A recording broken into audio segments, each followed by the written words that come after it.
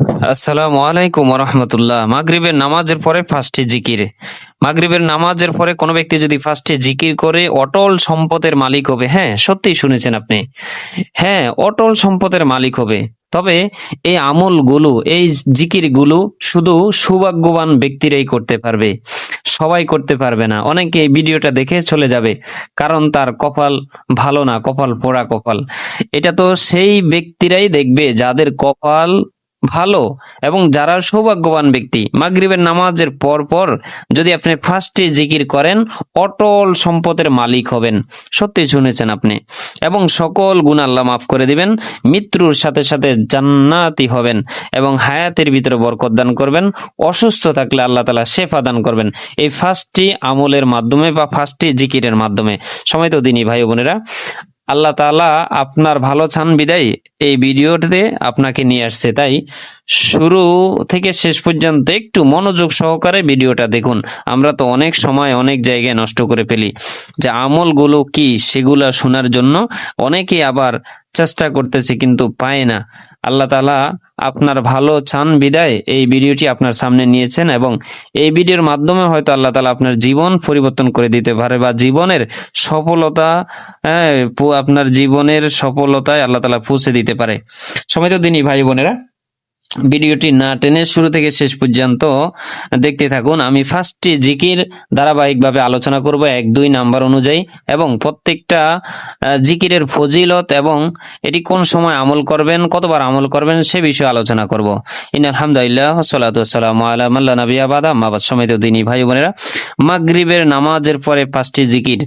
মাগরিবের নামাজের পরে, নামাজ শেষ করার পরেই আমরা ইনশাআল্লাহ ফার্স্টটি জিকিরের প্রথম যে জিকিরটা, সেই জিকিরটা আমরা আদায় করে নেব। সেই জিকিরটা হলো বিসমিল্লাহিল্লাযী লা ইয়াদুররু মা ইসমিহি শাইউন ফিল আরদি ওয়ালা ফিস সামাই ওয়া হুয়াস সামিউল আলিম। এটি আমরা 3বার পড়ে নিব।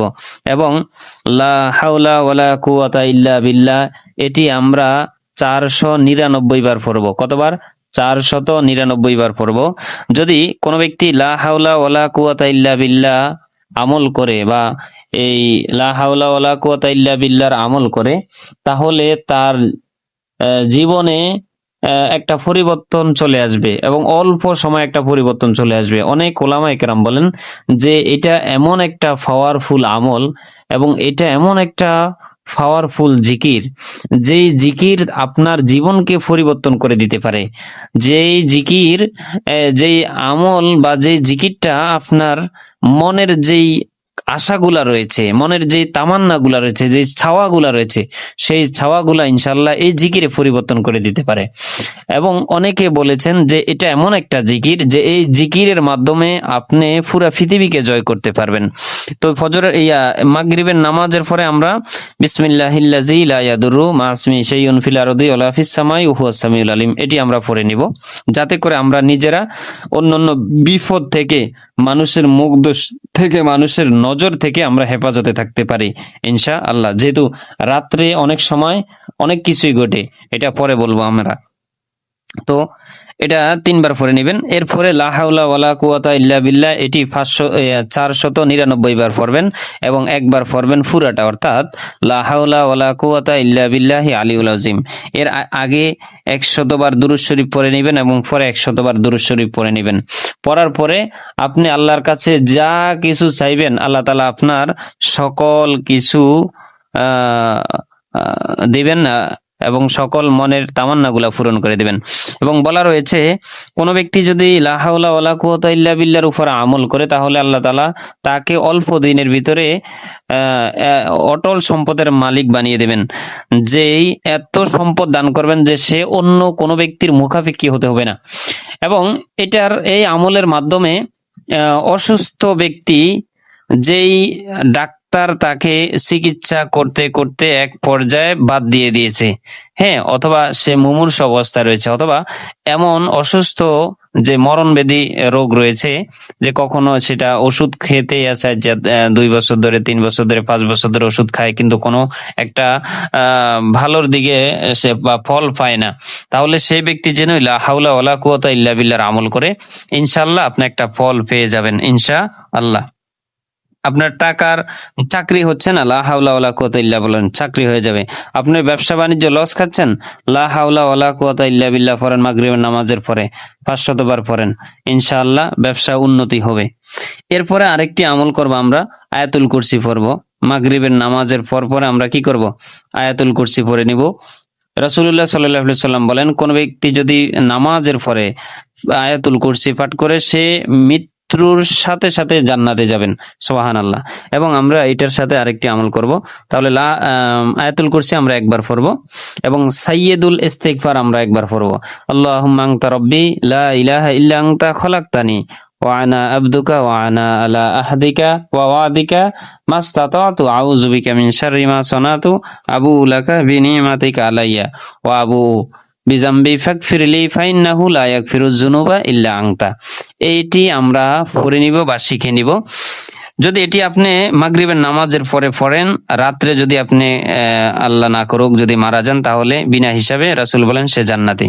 তো বলেন এই সুযোগ কোন ব্যক্তি হাতছাড়া করবে? এরপরে আপনি একটা দোয়া পড়বেন, সেই দোয়াটি হলো হাসবুনাল্লাহু নি'মাল ওয়াকিল নি'মাল মাওলা ওয়া নি'মান নাসির। এটি আপনি যদি পড়েন তাহলে আসমান এবং জমিনের মধ্যে যে ফাঁকা জায়গা রয়েছে সেই ফাঁকা জায়গা নেকি দ্বারা আল্লাহ তাআলা ভরপুর করে দিবেন। সুবহানাল্লাহ। নেকি দ্বারা আল্লাহ তাআলা কি করে দিবেন? ভরপুর করে দিবেন। তো আপনি কি করলেন? যেমন অটল সম্পদের মালিকও হইলেন, তারপরে মৃত্যুর সাথে সাথে জান্নাতেও যাইলেন, সকল গুনাহ ক্ষমাও করলেন, আল্লাহ তাআলা ক্ষমাও করে দিবে। যে এবং আমরা কি করব? সাইয়্যিদুল ইস্তিগফার যদি আপনি পড়েন, আল্লাহ গুনাহ মাফ করে দিবে। আমরা মাগরিবের নামাজের পরে ইনশাআল্লাহ 70 বার এবং বেশি পড়লে আমরা আরো বেশি পড়া যায়, তবে কমপক্ষে 70 বার কিন্তু অথবা 100 বার আমরা ইয়া পড়ব, আস্তাগফিরুল্লাহ পড়ব। আস্তাগফিরুল্লাহ রাব্বি মিন কুল্লি যামবি ওয়া আতুবু ইলাইহি লা হাওলা ওয়ালা কুওয়াতা ইল্লা বিল্লাহ, অথবা সংক্ষিপ্তভাবে পড়ব ইস্তিগফার, আস্তাগফিরুল্লাহ আস্তাগফিরুল্লাহ আস্তাগফিরুল্লাহ। আমরা এটি সংক্ষিপ্তভাবে পড়ব, এটি তওবা করা। আল্লাহ রাসূল বলেন আত্তাইবু মিন যামবিন কামান লা যামবালা, যে ব্যক্তি গুনাহ থেকে তওবা করে আল্লাহ তাআলা তাকে নিষ্পাপ বানিয়ে দেন। তাহলে আপনি যদি ইস্তিগফার পড়েন, হ্যাঁ, তাহলে আল্লাহ তাআলা তো আপনাকে নিষ্পাপ বানিয়ে দিলেন, সকল গুনাহ ক্ষমা করে দিলেন। এটা থেকে আর সবচেয়ে বড় ছাওয়ার কি আছে? যদি আল্লাহ তাআলা আপনাকে ক্ষমাই করে দেয়, তাহলে আল্লাহর কাছে তার ছাওয়ার কিছুই নেই। কিছু আছে? আপনাকে আল্লাহ ক্ষমা করে মানে আপনি জান্নাতি, আপনাকে আল্লাহ ক্ষমা করে মানে আপনাকে আল্লাহ ভালোবাসেন।